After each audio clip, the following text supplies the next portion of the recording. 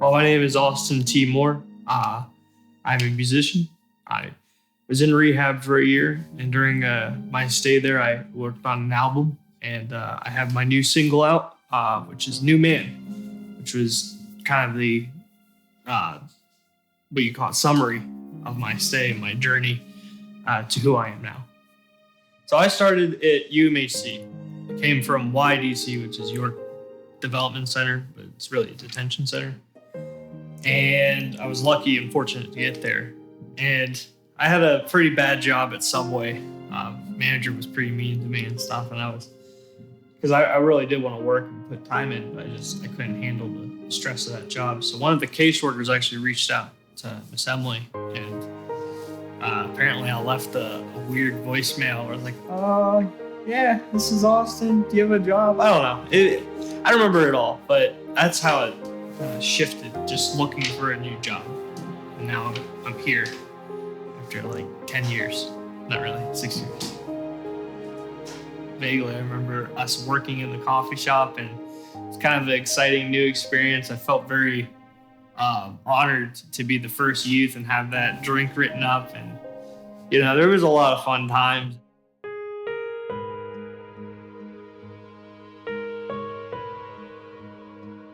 I'll jump forward a little bit, not much.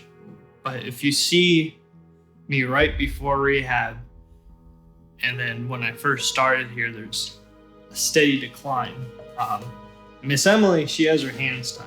There's only so much a person could do for someone. And someone as stubborn as I was, she reached out, she kept, I claimed I was Christian, but she is a strong Christian. She stands by her values. She's there's no compromise. She's in all of it. Me, I'm on the side doing this, that. And we talked about, I can remember this a bit. I know I don't have a lot of memories, but I remember her being, this is the way a Christian is. And I was like, well, I'm not perfect, so I'm going to do what I want. And I ended up hurting myself in relationships, doing drugs and stuff like that. And eventually just completely failing. Outside of here, I was a different person, right? In here, I tried to be the best because I cared about the people here. I cared about Miss Emily. She was a light. She had so much warmth and heart and soul put in this, and I admired that, and I wanted to strive to be that person. All that dark time, all that dilapidation, everything like that, she stand by there. She took me to church. She helped me.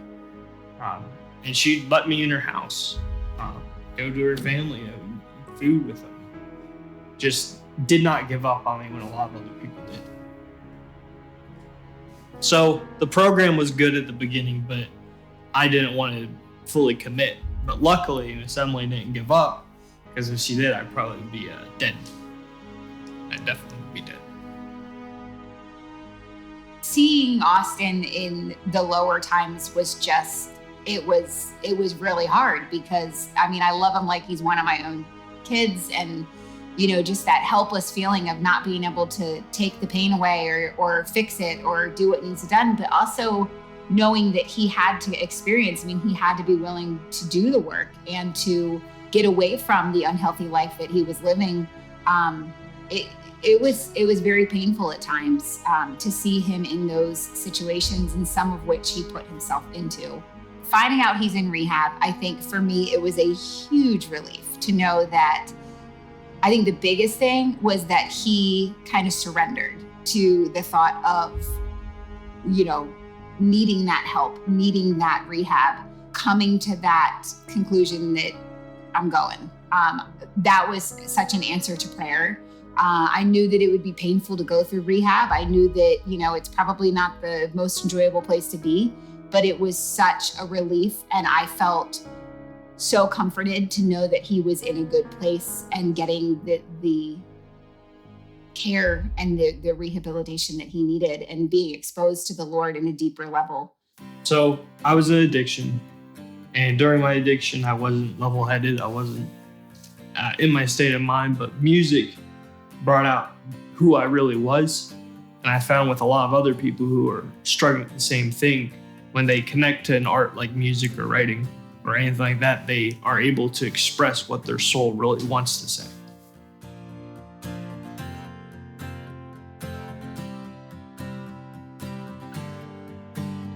with people who are in foster care with kids like that, there's two things that ruin them and what ruined me. And if I could tell these kids, this is why I think we need to learn is one, identity crisis. True identity comes from Jesus. I didn't know who I wanted to be. I used to be go cash. I used to go by cashy hustle and be like, this is who I am. I made my own identity, and what I thought was right was what was going to kill me. Now my identity is focused on God, hence the new man and stuff. I still fall short, I still fail, but the second thing is jumping the gun. I wanted to get out. I wanted to get out of the place, but I resented it. I resented where I was. I needed to leave. I needed to move. But same as Emily with the cracked pot, there are resources, there's community. Things come in good time, and if you put the work into it, you will succeed. But if you're just taking the easy route and getting out as soon as possible, you're destined to fail. It's not going to work. So New Man, there's a line that says, I can feel him in the doorway. That was based on a real event that happened. There was a time when I was just in my house, just kind of lounging around, whatever, getting high. And I thought to myself, like, Jesus can't love me the way I am right now. And I felt the Spirit, and I could almost feel him in the doorway of my stairs going up to my room, and I felt so much joy, and I was like, no, there is hope. And again, like, the best illusion was what started in the house was a great blessing. What ended it was just horrors. It was terrible looking at it. And basically, it starts as well, we will here and there, right? It's so normalized, but it comes dark quick. And when you're using that to mask your real problems, you become vulnerable for the enemy. I never thought I would get this far as where I am getting today. And I feel the Lord gave me purpose in this album, and I want to give it my best effort and make something good.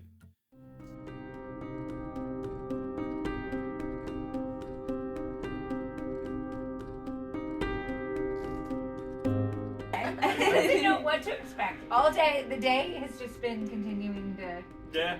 Aww. So The first thing is a haircut. But first, you gotta get cozy. Yay! Dude, Why? look at you. Holy smokes! Turn around! Oh my word! What do you think? I love it. Do you love it? Oh my gosh, you look so You look handsome. so Doesn't he? good. Oh my gosh.